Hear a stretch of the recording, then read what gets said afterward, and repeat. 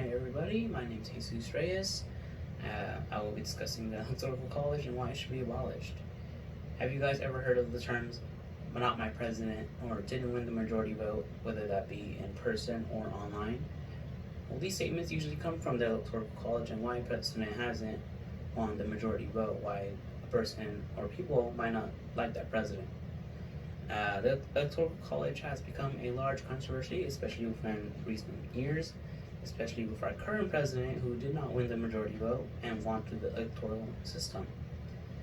I've conducted research online and through the academic journals on finding more about the Electoral College. Today I will discuss why the Electoral College was first introduced when the Constitution was first made, and how it works, and I'll inform you on why it's failed currently, and I'll give you some advice on what we can do to abolish it or to reform it to make it better for our whole voting system.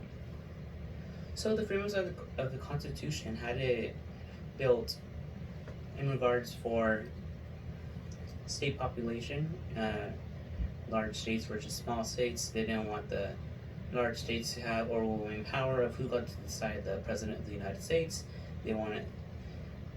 Small states wanted to argue that they wanted to have more influence, and so they came upon a compromise between the two.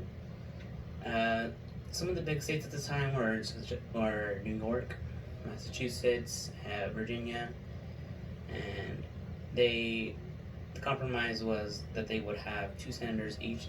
Each state would have two senators, and the votes would also be compromised of the House members. House members were based off the population size of a state.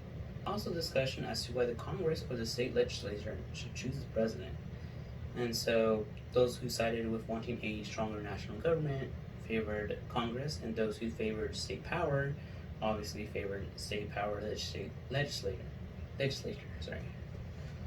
As stated by Daryl M. West, Vice President and Director of Government Studies at Brown University, there was a compromise establishing an independent group chosen between the states with the power to choose the president. The federal government did not trust its people to vote directly for the president at the time. We currently vote for our senators directly, but the president is still elected through an indirect process that violates democratic principles of everybody getting their vote counted and making sure that their vote counts towards having the president established. So the Electoral College was made in the time when women and non-white men weren't allowed to vote, and prevented individual states from gaining more power by letting those certain people vote. So there really isn't a reason to maintain it, but plenty of reasons to abolish it. The Electoral College has given us an unfit president, and it's a faulty system. It's given us faulty presidents in the past as well. All electoral colleges for each state should go to the plurality of the winner, and that some ways that the electoral colleges has given us unfit presidents, and the reasons why it's a faulty system is because the electoral system follows the plurality winner of a winner takes all. Winner takes all in for the electoral. All electoral college votes goes to the plurality of the winner. A winner takes all, regardless of the popular vote. This arrangement has led to 5 presidents in the past that have won the popular vote in 1824, 1876, 1888, 2000, and 2016. According to procon.org,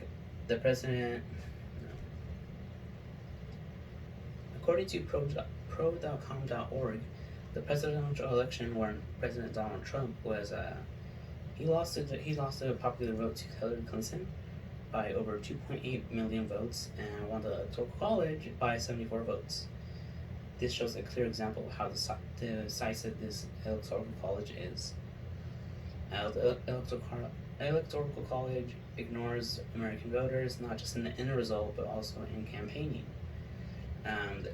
The NCSL.org describes it nicely that it considers the winner-take-all system of the Electoral College that it ignores about 70% of the American voters, and it just has the campaigns in swing states, typically such as Texas, Florida, and others.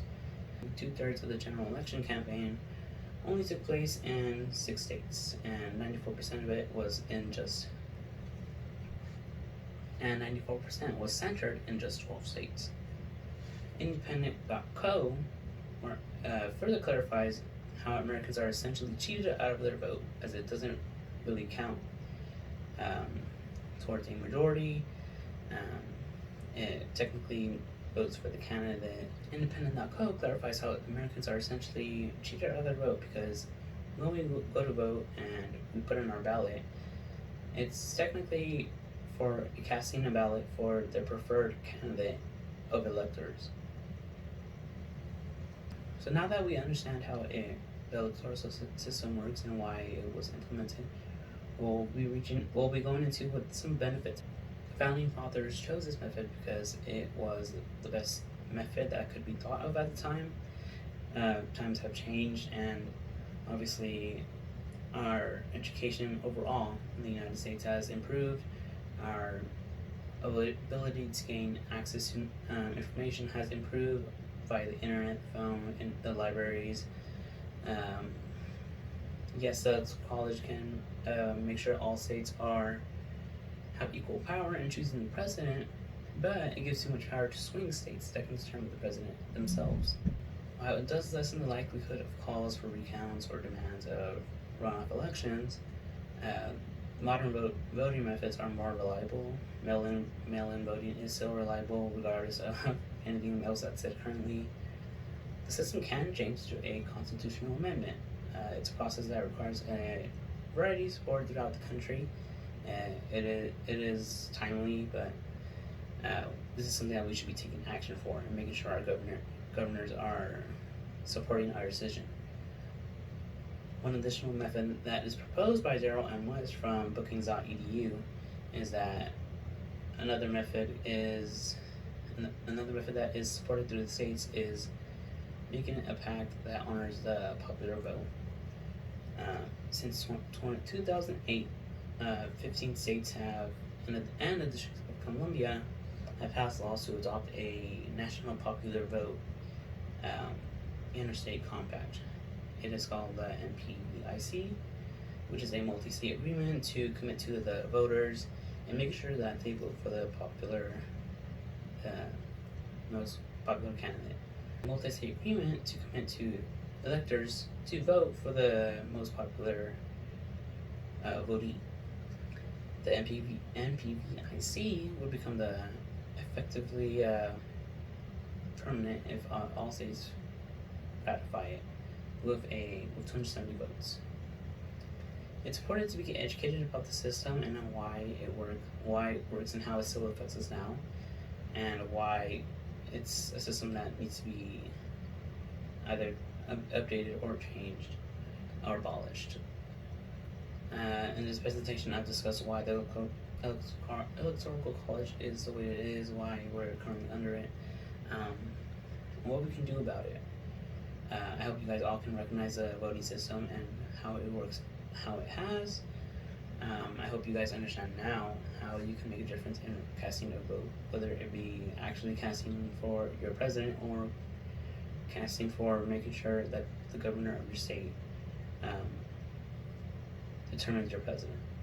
The next time you're thinking of why you don't like the president, whether it be the current or future one, don't let it be because of the Electoral College. Thank you.